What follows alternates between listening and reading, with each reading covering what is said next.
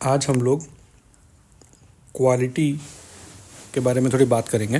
Quality का मतलब है कि जिस बिज़नेस में हम इन्वेस्टमेंट कर रहे हैं उसकी क्वालिटी क्या है, यानी कि क्वालिटी ऑफ बिज़नेस मॉडल क्या है, कैसा मॉडल है बिज़नेस का जिसके कारण वो पैसा कमा रही है कंपनी।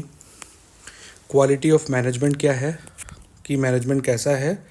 और क्वालिटी ऑफ मैनेजमेंट थोड़ा सा वेग वर्ड है, थोड़ा सा क्वालिटेटिव लगता है, बट हम इसको थोड़ा क्वांटिफाई करने की कोशिश करेंगे कि क्वालिटी ऑफ मैनेजमेंट को हम क्या समझ सकते हैं। और क्वालिटी ऑफ अर्निंग्स दो तरह की हो सकती हैं कि अर्निंग्स, अच्छी अर्निंग्स और बुरी अर्निंग्स। तो क्वालिटी ऑफ अर्निंग्स पे भी हम डिस्कशन करेंगे। There are two vital tests for quality.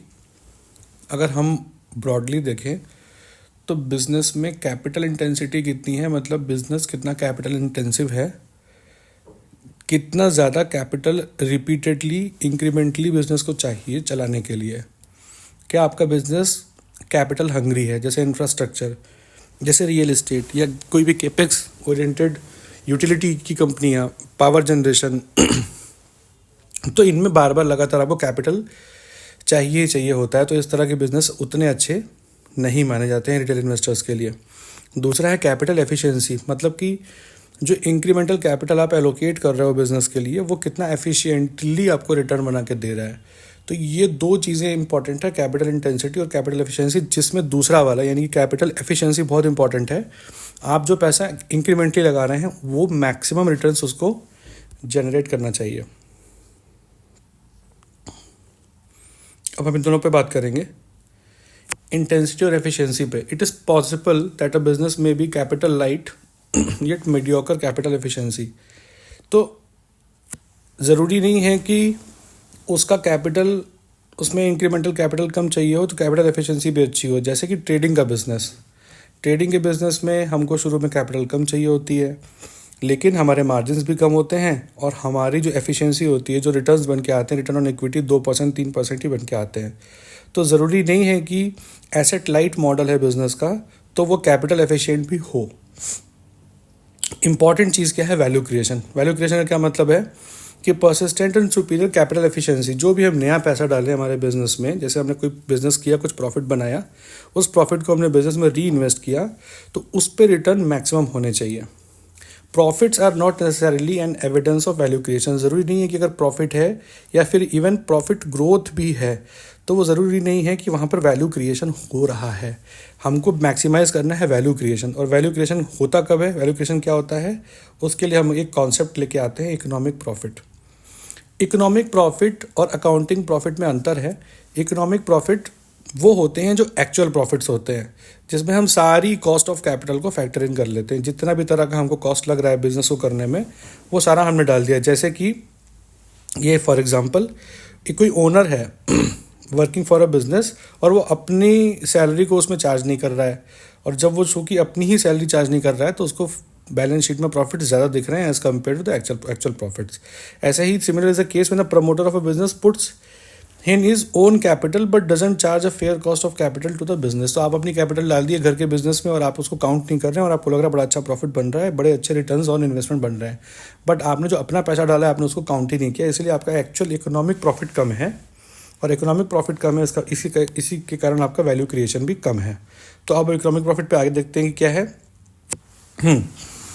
Earning growth necessary है लेकिन सफिशिएंट नहीं है। अर्निंग ग्रोथ तो होना ही चाहिए लेकिन वो सफिशिएंट नहीं है। केवल growth for the sake of growth is the sign of cancer, ये एक कोट है।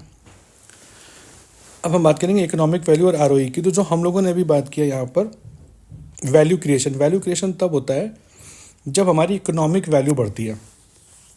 तो इकोनॉमिक वैल्यू क्या है, return on equity minus cost of capital. Return on equity क्या है, जो इसको पॉजिटिवली बूस्ट कर रहा है। कॉस्ट ऑफ कैपिटल क्या है, जो इसको नेगेटिवली बूस्ट कर रहा है।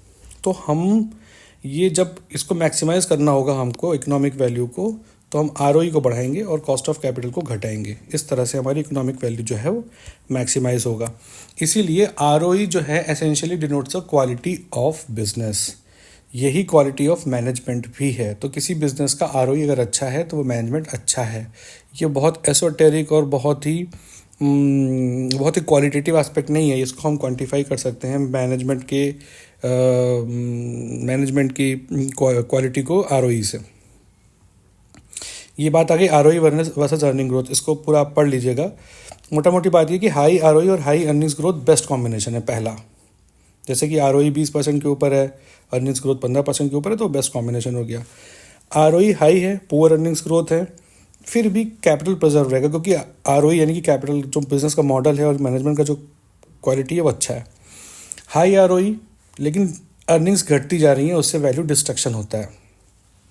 और inferior ROE but high earnings growth, तो ये भी ठीक है लेकिन बाकी से अच्छा नहीं है।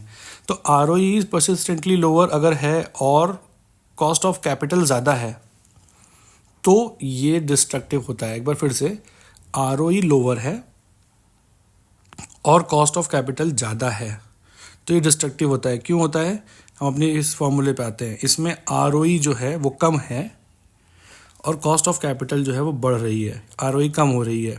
तो ये जो है आरओई कम हो रहा है और कॉस्ट ऑफ कैपिटल बढ़ रहा है, तो ये जो हमारा है ये इक्वेशन नेगेटिव हो जाएगा, यानी इकोनॉमिक वैल्यू नेगेटिव हो जाएगी, क्योंकि आरओई कम है और कॉस्ट ऑफ कैपिटल ज़्यादा है। कॉस्ट ऑफ कैपिटल से ज़्यादा आरओई नहीं निकाल पा रहा है, तो इसका मतलब है कि इकोनॉमिक वैल्यू नेगेटिव है, और जब इकोनॉमिक वैल्यू नेगेटिव हो जाएगी तो फिर वैल्यू क्रिएशन नहीं होगा।